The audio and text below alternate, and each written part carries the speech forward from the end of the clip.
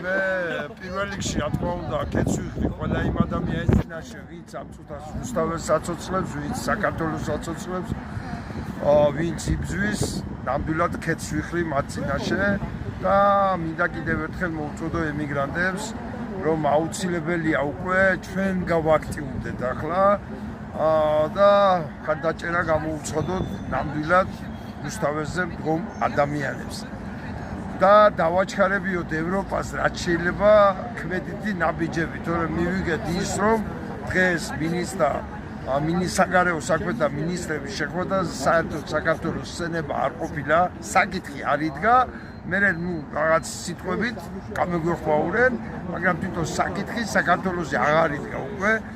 ეს რომ შეიცვალოს აუცილებელია ემიგრაციის გააქტიურება, ამიტომ მოგიწოდებთ ემიგრანტებო, ვისაც არ გინდათ რომ მანდამაინც საზღვარგარეთ გააითხაროს თქვენი საფლავი, ვისაც გინდათ რომ დაბრუნდეთ ნორმალურ ქვეყანაში და არა იმ ჭაობში. ვიყოთ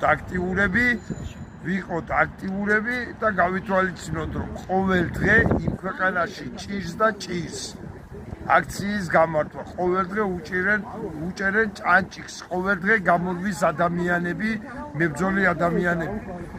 ამიტომ საჭიროა ემიგრაციის აქტიურობა, რათა ევროპას პირდაპირ შვიდწყინ უთხრათ, დააჩქარეთ სანქციები, დააჩქარეთ ხარდაჭერა. მადლობ ყურადღებისათვის.